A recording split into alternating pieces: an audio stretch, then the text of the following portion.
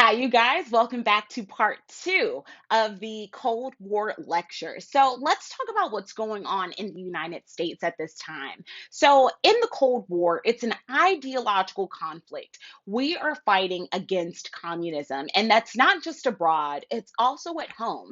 The United States will enter, I would say, a cultural Cold War, right?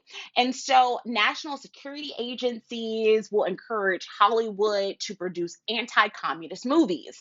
The CIA will secretly fund overseas publications and production houses, conferences, and concerts, as well as art exhibits that talk about the dangers of communism. In order to improve the international image of American race relations, we will also send Black performers overseas because at this time, the Soviet Union saying, like, how can you preach freedom and democracy, but your own people are not free? Look how you treat your own people. And so, in an effort to combat that, the United States will send Black performers overseas to try to scrub this image. So, in the United States, there is a cultural Cold War. It's also during this time that we really get the idea of human rights. The Cold War definitely impacts the concept of human rights. It's during the Cold War that we get the Nuremberg trials, which is where German officials, former SS officers, former, people who ran concentration camps, for example, will be put on trial for crimes against humanity. It's also during this period in 1948 that we get the Universal Declaration of Human Rights. The Universal Declaration of Human Rights was drafted by a committee chaired by Eleanor Roosevelt, and it identified a broad range of rights to be enjoyed by people everywhere, including freedom of speech, religious toleration. It forbid slavery and involuntary servitude. It forbid forced marriage. It also advocated for the right to an adequate standard of living, as well as access to housing, education, and medical care. So we get these concepts of human rights, and we have this cultural Cold War going on. So let's dive a little deeper into what's going on in the United States during this time. So in 1946, the United States will see a new wave of labor militancy, and it will really sweep the nation. 5 million workers will walk off the job demanding wage increases. So, why is this? Well, it's the end of war production. The war is over, and a lot of these production jobs are no longer available. The end of war production, which also will mean an end or a drop in worker income, will spark the largest strike wave in American history. Operation Dixie was a plan launched by the American Federation of Labor and the Congress of Industrial Organizations to bring unionization to the South and to shatter the holds of a lot of these anti labor conservatives. However, Operation Dixie will fail, and it fails mostly because of Jim Crow laws. Truman really fears that these strikes will disrupt the American economy. And so he threatened to draft strikers into the military. He is even quoted as saying that he would, quote, hang a few traitors. The walkouts, however, did eventually end. Now, in 1946, there is a Republican resurgence. In the congressional elections of 1946, Republicans gained control of both houses of Congress. Now, a lot of middle class workers or middle class voters at this time were alarmed by the labor turmoil that's going on. And they also, some people just chose not to vote. They were disappointed by Truman's policies, and these middle class voters voted Republican. And so they will gain control of both houses of Congress. In 1947, the Republican controlled Congress will pass the Taft Hartley Act. The Taft Hartley Act, aka the Labor Management Relations Act, was passed over a presidential veto. So Truman vetoed Taft Hartley, but it ends up being passed over his veto. So, why do you think Truman would veto Taft Hartley? So, let's dig into Taft Hartley. What is it? What does it do? So, one, it restricted the activities and the power of labor unions. Two, it prohibited forms of compulsory union membership. It forced union officials to swear that they were not communist.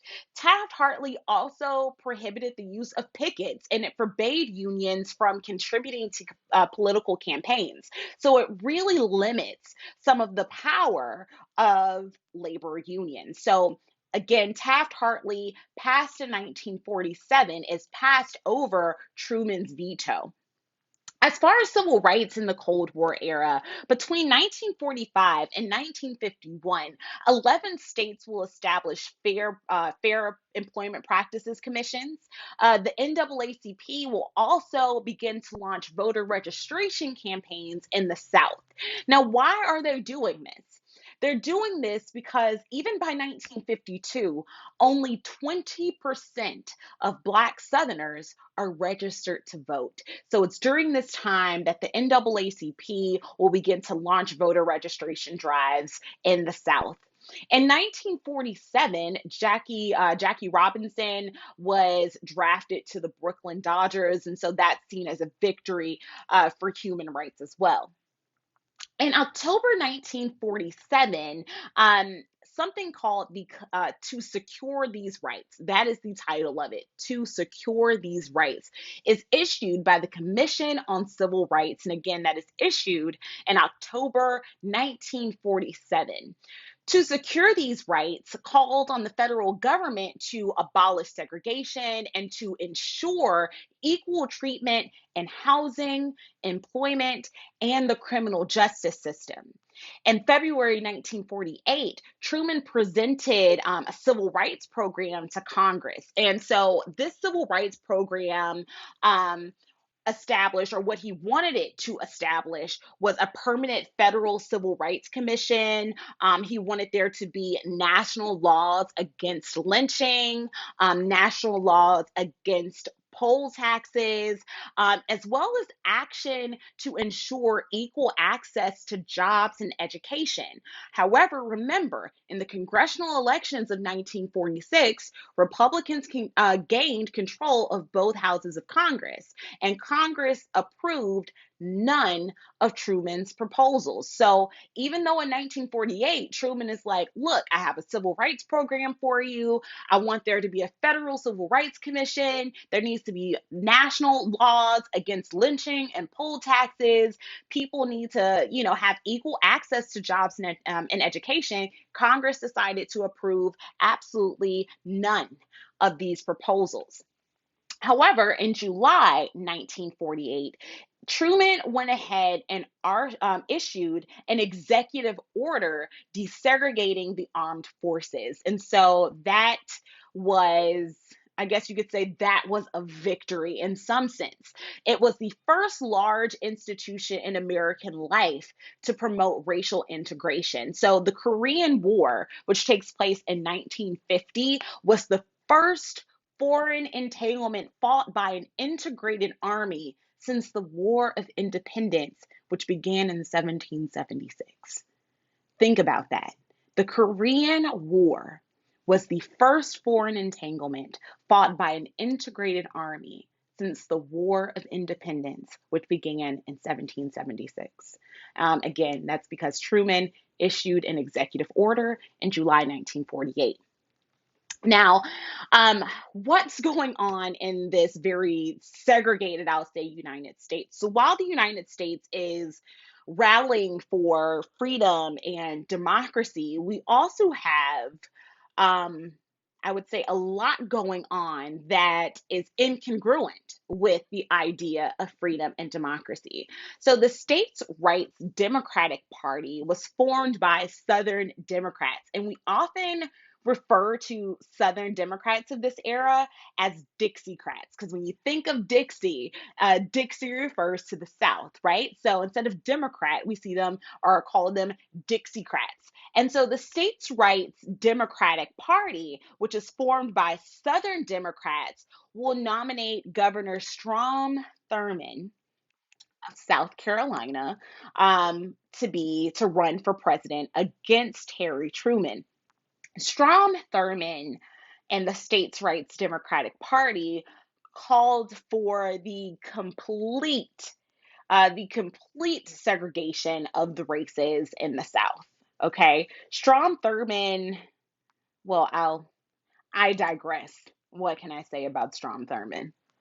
So the Progressive Party in 1948 nominated Harry Wallace for president. Harry Wallace, with the Progressive Party, wanted an expansion of social welfare programs as well. He also will denounce racial segregation. He wanted international control of nuclear weapons because at this time, even though, yes, it's just 1948, remember, we use nuclear weapons to end World War II. And so there is a lot of concern over, I would say, this mass weaponry that's being used in different countries. And so the Progressive Party will call for international control of nuclear weapons and an effort to develop some type of relationship with the Soviet Union that was based on economic cooperation. So socially you may not get along, but when it comes to the economy, when it comes to money, hopefully he's hoping, at least Wallace is hoping, that you can develop some type of um, cooperative relationship. So in the 1948 campaign, it is a four-way election, a four-way race. So you have Henry Wallace, who is progressive. You have Strom Thurmond from the States' Rights Democratic Party. He is a segregationist.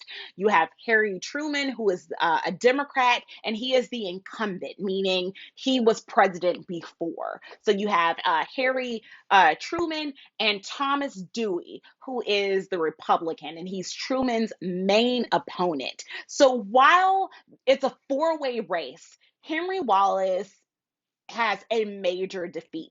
Strom Thurmond, even though he is defeated in a pretty massive way, he still carries four southern states. So Harry Truman's biggest opponent, his main opponent, excuse me, was really between him and the Republican Thomas Dewey. So Thomas Dewey was really unwilling to commit himself on a lot of controversial issues. Harry Truman, on the other hand, ran a really aggressive reelection campaign. He also said that Dewey was threatening to take away Social Security. And so newspapers actually predict Dewey to win because newspapers, they put the paper to bed the night before, or really like in the early morning hours, they're printing the paper to go out first thing in the morning. And so a lot of these papers, the Chicago Daily Tribune, for example, in their headline prints Dewey defeats Truman. However, that prediction is absolutely wrong. Truman ends up winning the election of 1948.